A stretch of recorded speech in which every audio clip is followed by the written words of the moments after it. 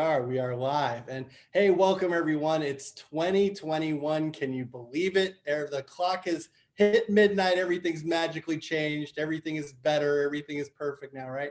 So not quite. We're still dealing with the fallout of last year, coronavirus, all sorts of things, political changes, things in the United States. So it's kind of still an uncertain time. But Dr. Baird is going to follow up on his last little visit with you, where he talked about some things that you can put in place to kind of make 2021 feel a little less like 2020 when it just comes to predictability and things that you can put into your practice so you can have that success. So welcome, Dr. Baird. How are you doing today? I am doing great, Stephen. Thanks for hosting, and ready to. I don't know. I'm ready for this new year. I think everybody was glad to see 2020 in the rearview mirror, and our last webinar we did about 3 weeks ago on how to plan, for 2021. What things do we need to look at? What things do we need to do in our practice to make things where we have a better understanding of what's going on? Running production by procedure reports, getting our business in line, setting goals for each month, setting goals for the number of hours we're going to work. Doing all those things. It's not too late to do it now. I mean, I know some docs that just use the holidays for the holidays in the first week or two of January. I usually like to do it, my goal planning at the end of the year, between Christmas and New Year's. I can spend time. I've got a little alone time, and I can, I can think about what is it that I want the next year to look like. But I think we, when we get into this new year now, I think it really comes down to what's our attitude, and many of you have heard the attitude of gratitude, and, when I look at things based on, at the beginning of the year, I look at things based on 4 things. And, it is fitness, which this is the first year I can't remember that I'm actually in fantastic shape and down in weight to begin the new year. So I'm excited. I've worked out every day this year so far, except the first. I took a day off. And so I'm feeling good about that. And I'm really watching my nutrition and trying to stay clear so that, good nutrition, good fuel keeps your brain clear. And so does good wine, actually, but that's a whole nother story. But anyway, fitness, your finances, which you've had the opportunity now to look at finances. And that's really what we talked about last time, was how much do I want to produce and collect and make next year? And how am I going to plan for that? And it's super critical that we do that.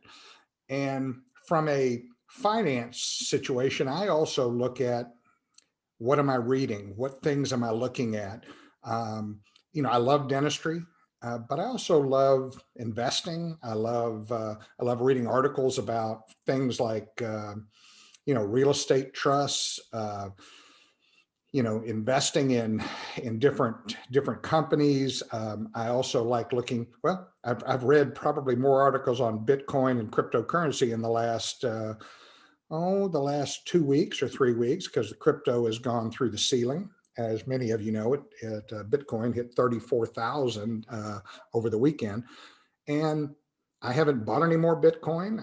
I've kept it. I bought my Bitcoin in 2017, and I'm just watching it. I think I'm going to make that a part of my investment strategy, a very small percentage into this Bitcoin, because I think we're starting to see institutional investors get in. We're starting to see the millennials, they love it. And so I really think it's something that we have to pay attention to. From a finance standpoint also, do I need everything that I'm buying? That's the thing. Sometimes we just spend money just to be spending money. And so I try to, at the beginning of the year, evaluate where have my expenditures been. Now, it's been pretty tough. My American Express bill is melting right now because it's been used so much during the holidays, because we just moved into a new house. So we're buying a lot of new things. And so it's, but I'm paying attention to the details. And I think that's important from a finance standpoint. The other thing is your family. your significant other, your kids. If you're alone, you have friends, and you reach out to them. This is a time of the year to do. This morning I took my wife in breakfast in bed. Why? Because that's my attitude of gratitude. I'm so thankful for her. I'm so thankful for all the things she does for our family. She's also had COVID for the last 10 days, and today's her first day to really feel great. So I've been fixing breakfast in the mornings, just hopefully just showing her just a little bit of how important she is to me.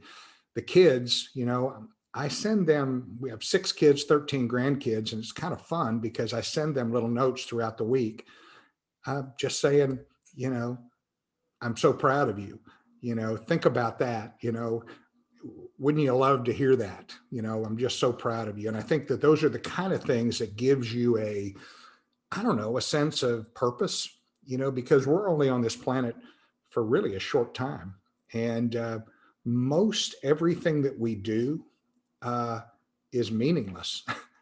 I know that sounds horrible. I just read Ecclesiastes this morning, and all things are meaningless. But I don't believe that. I think God has a purpose and a I don't know. He loves it when we're successful, and he cheers that on. And so I love being able to share with my kids and with my wife and my family and my friends. Hey, buddy, thanks for being a friend. Love you, brother.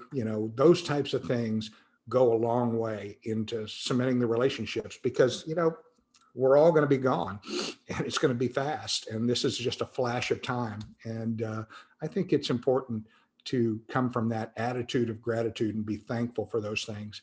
And that's where, finance, family, and then faith.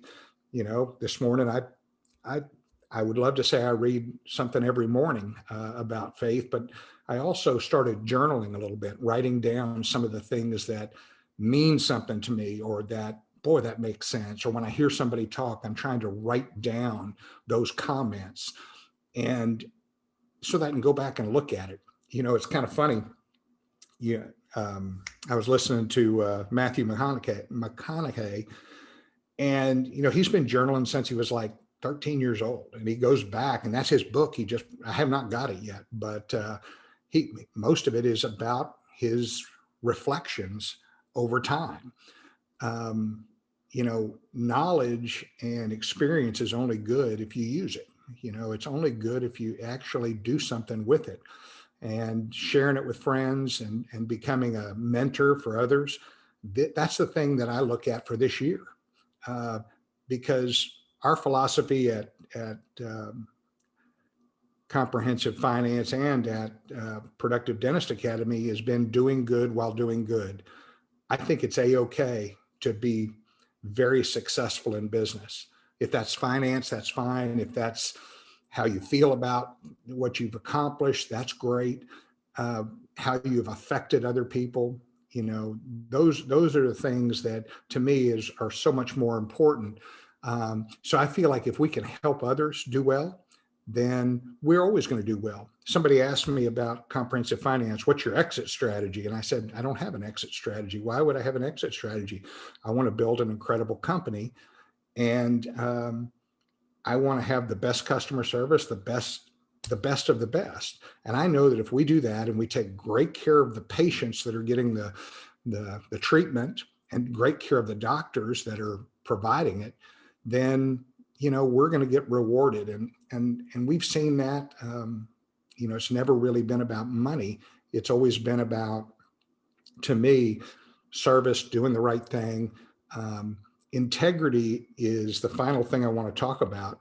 And integrity is an interesting thing. I always thought integrity meant, my saying, many of you have heard me say, with integrity, nothing else matters. And without integrity, nothing else matters. And, I always thought integrity was what you did when no one was watching. Did you do the right thing? I thought that was integrity, and it is. But what also is integrity is when I make an agreement with myself, do I have integrity? Do I say I'm going to get up every morning for the next 6 days and I'm going to work out? Do I have the integrity to follow through on that?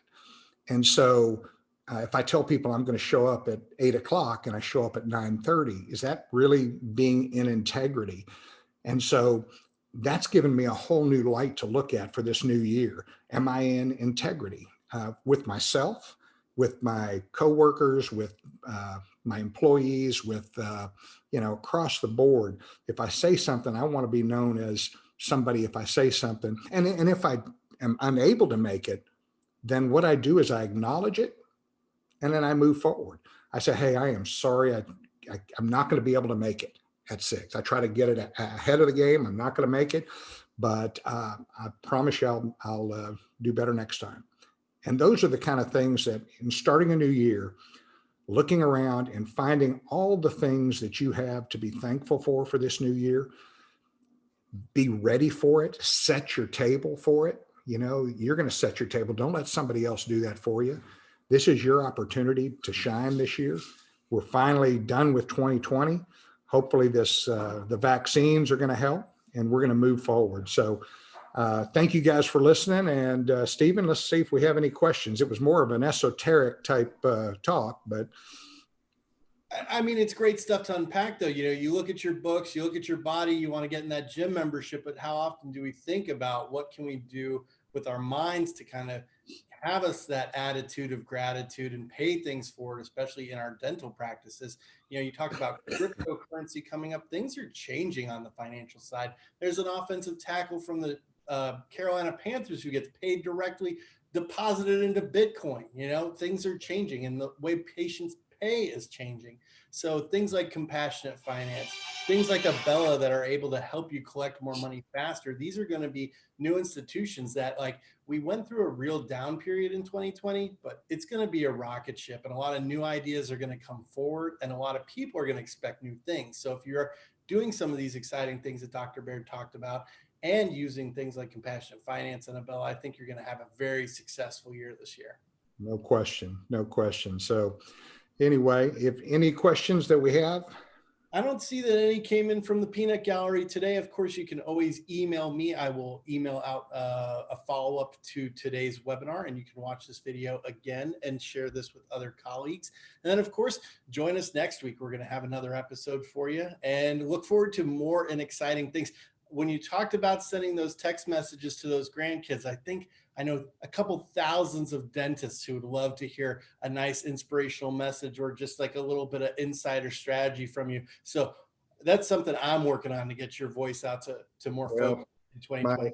My oldest grandson turns 10 tomorrow. And so I'm hoping to get to take him to the driving range to go hit balls and go do some fun stuff. So I'm pretty excited. Christopher, Scott, thank you guys for listening in online, and I'll talk to you guys soon. Thanks. Appreciate it. Have a good one. You too.